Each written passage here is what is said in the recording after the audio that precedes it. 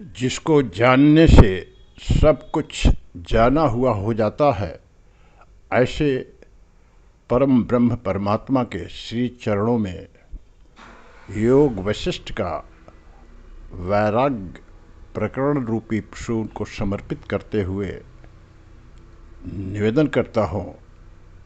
त्वमेव माता च पिता त्वमेव त्वमेव बन्धुश्च सखा त्वमेव त्वमेव विद्या द्रविणं त्वमेव त्वमेव सर्वं मम देव देव त्वमेव सर्वं मम देव देव। परम ब्रह्म परमात्मा निर्गुण निराकार होते हुए सगुण साकार के विग्रह में प्रभु श्री राम के रूप में अयोध्या नगरी के नरेश महाराज दशरथ के ज्येष्ठ पुत्र के रूप में अवतरित हुए। प्राणी मात्र के कल्याण के लिए पृथ्वी पर उन्होंने अपनी लीलाएं रची, जिसकी विस्तृत व्याख्या योग वशिष्ठ में की गई है। प्रस्तुत वैराग्य प्रकरण भाग 2 में मुनिवर विश्वामित्र के प्रश्न के उत्तर में वैराग्य रूपी ऐश्वर्य को प्राणी मात्र में घनीभूत होने की कामना से धन संपत्ति तथा आय की निसारता एवं दुखरूपता का प्रकाश देने के बाद अहंकार और चित्त के दोष तथा तृष्णा की निंदा और शरीर निंदा का ज्ञान देते हुए प्रभु श्री रामचंद्र जी कहते हैं कि मुनिश्रेष्ठ, यह अनेक रूप वाला संसार दीनों से भी दीन विषय लंपट लोगों को अहंकार के वशीभूत होने के कारण ही निरंतर राग द्वेष और दोषों के कोष रूप अनर्थ की प्राप्ति कराता रहता है। अहंकार के वश में होने से ही मनुष्य पर आपत्ति आती है, उसे शारीरिक कष्ट भोगने पड़ते हैं। अहंकार से ही अनेक दुखद मानसिक व्यथाएं होती हैं तथा अहंकार से ही राग अथवा दुष्चेष्टाएं होती हैं। न मैं ऐसे अहंकार का मैं त्याग करता हूँ, न मैं अमुक नाम वाला हूँ, न विषयों में मेरी रुचि है और न मन ही मेरा है। मैं शांत होकर मन को जीतने वाले महात्मा पुरुष की भांति अपने आप में ही स्थित रहना चाहता हूँ। ब्रह्मन, यदि अहंकार रहता है तो आपत्ति काल में मुझे दुख होता है और यदि नहीं रहता तो मैं निरंतर सुख का अनुभव करता हूँ। इसलिए अहंकार रहित होना ही श्रेष्ठ है। मुने, मैं अहंकार का त्याग करके शांतचित्त हो उद्वेग शून्य होकर बैठा रहता हूँ, क्योंकि भोगों के समूह का आधार ही क्षणभंगुर है। इस देह रूपी विशाल वन में जो घनीभूत अहंकार रूपी मोटा ताजा सिंह है, उसी ने इस जगत का विस्तार किया है, इसे अपनी क्रीड़ा स्थली बनाया है।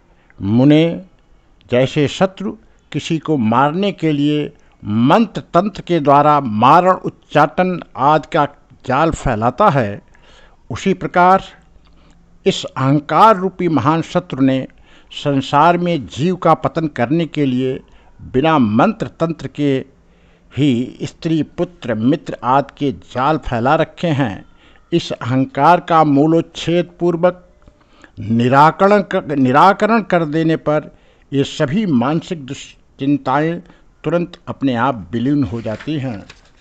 मुनिवर, जैसे वायु के प्रवाह में पड़कर मोर पंख का अग्रभाग वेग से हिलता रहता है, उसी प्रकार यह चंचल चित्त भी अत्यंत व्यग्र होकर व्यर्थ ही इधर उधर दौड़ता रहता है।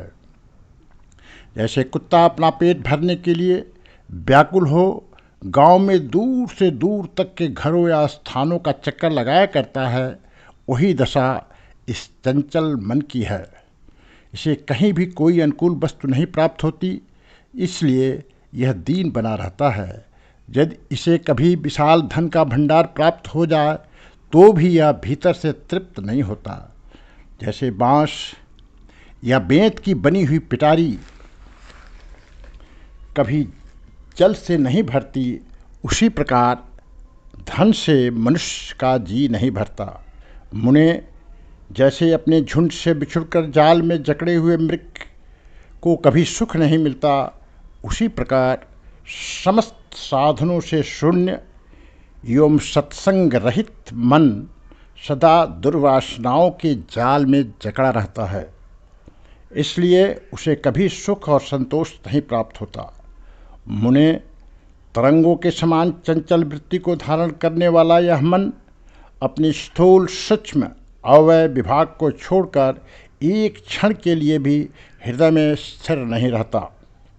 विषयों के चिंतन से क्षोभ को प्राप्त हुआ यह मन मंदराचल के आघात से उछलती हुई क्षीर सागर की दुग्धराश के समान दसों दिशाओं में दौड़ता या भटकता फिरता रहता है, किंतु कहीं भी शांति को नहीं पाता।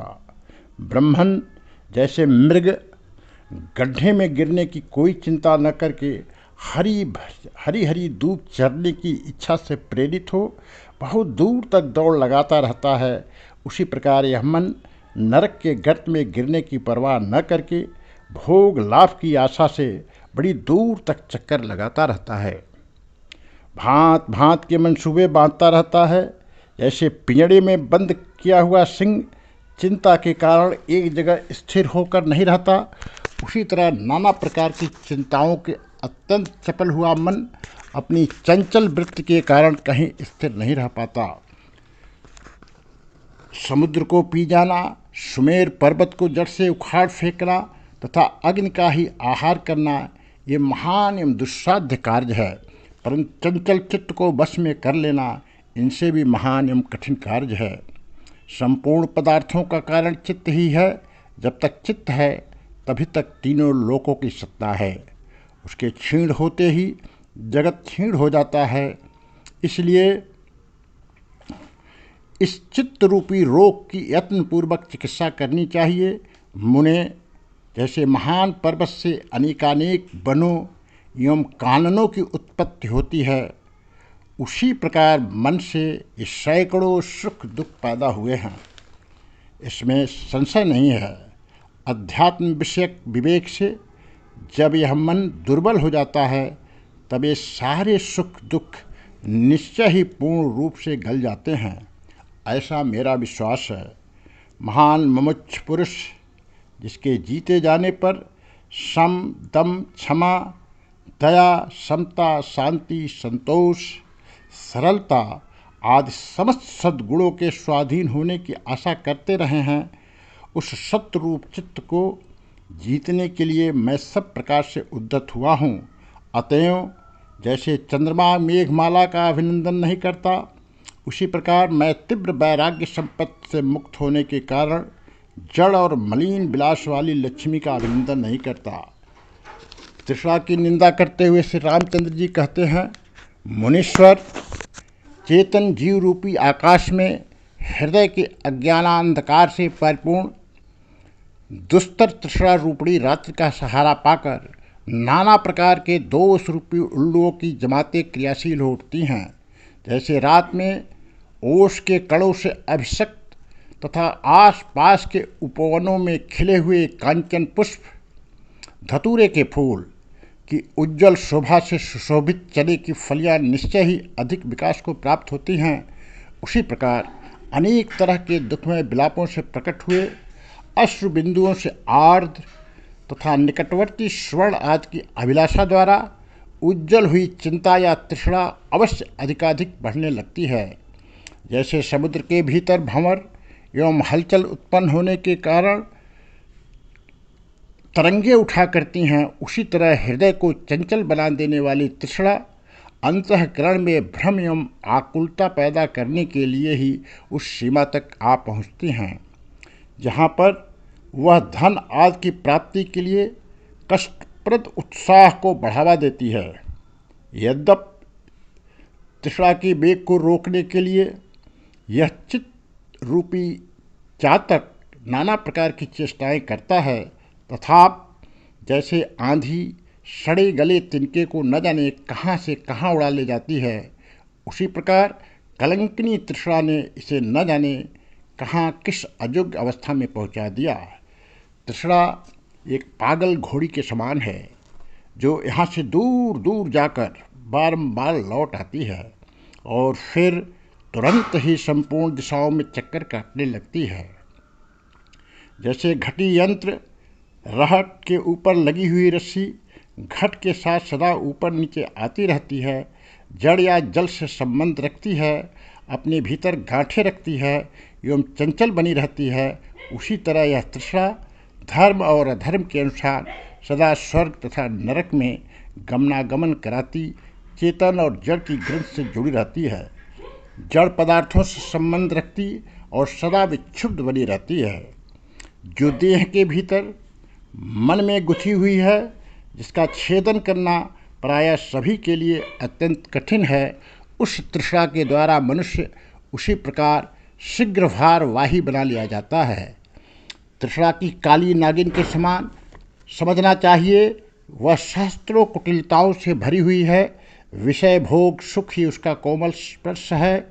वह विषमता रूपी विष को ही उगलती है और तनिक सा स्पर्श हो जाने पर भी डस लेती है। वह पुरुषों के हृदय का भेदन करने वाली तथा मायामय जगत को रचने वाली है, दुर्भाग्य प्रदान करने वाली तथा दीनता की प्रतिमूर्ति है। पर्वत की गुफा में एक प्रकार की लता होती है जो सूर्य किरणों के न मिलने से सदा अत्यंत मलिन रहती है। वह खाने में कड़वी और परिणाम में उन्माद का रूप पैदा करने वाली है। उसकी बेल बहुत लंबी होती है और उसमें रस की मात्रा अधिक बढ़ती रहती है।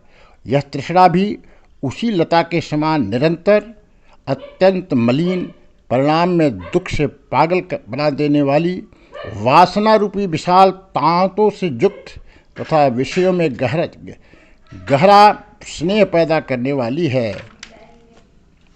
तृष्णा इस संसार रूपी नाटक की नटी है, प्रवृत्त रूप नीड़ में निवास करने वाली पक्षिणी है, मनोरथ रूपी महान वन में विचरने वाली हरिणी है और काम रूपी संगीत को उद्भुत करने वाली बीड़ा है।